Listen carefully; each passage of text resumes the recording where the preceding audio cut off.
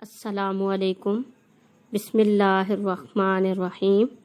دعا، ربی زدنی علما، اے میرے رب میرے علم میں اضافہ فرما۔ دار ارقم اسکول غوری ٹاؤن میں خوش آمدید کہتے ہیں۔ جماعت پنجم، مضمون اردو، سبق محنت کا پھل۔ عنوان، محنت کا پھل اور وضاحت۔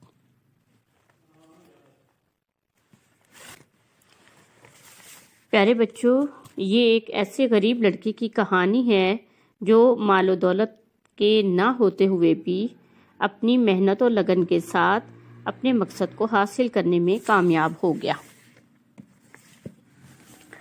ترکستان کے شہر فاراب کے محلے میں ایک بہت غریب لڑکا رہتا تھا جسے علم حاصل کرنے کا بے حد شوق تھا۔ دن کو وہ اپنے استاد کے ہاں جا کر سبق پڑھتا اور جب رات آتی تو وہ دن کا پڑھا ہوا سبق یاد کرتا اور اس وقت تک نہیں سوتا تھا جب تک یہ سبق پوری طرح یاد نہیں ہو جاتا۔ اس کی چارپائی کے سرہانے مٹی کا ایک دیا جلتا رہتا تھا۔ اسی دیے کی روشنی میں وہ رات کے 2 بجے تک پوری کی پوری کتاب پڑھ لیتا اور بعض اوقات ساری رات پڑھنے میں ہی گزر جاتی۔ ایک رات کا ذکر ہے کہ اس کے دیے کی روشنی ختم ہو گئی۔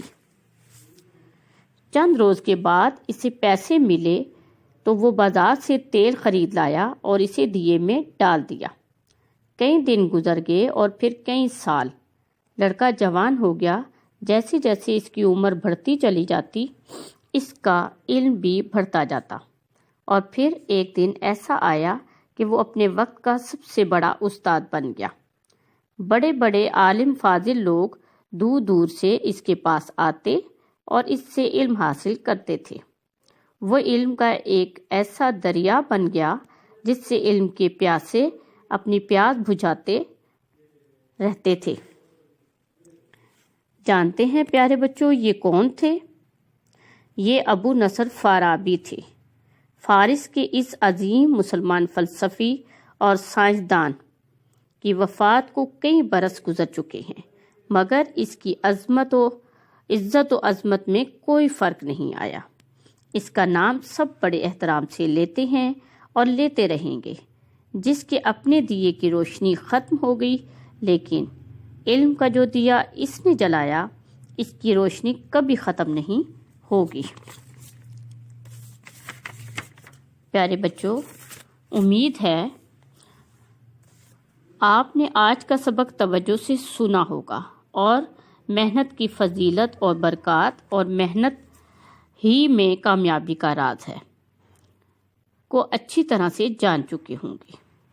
پیارے بچوں، اگر آپ بھی محنت اور لگن کے ساتھ پڑھائی کریں گے تو آپ بھی کامیاب لوگوں میں شامل ہو سکتے ہیں۔ اپنا بہت خیال رکھیں۔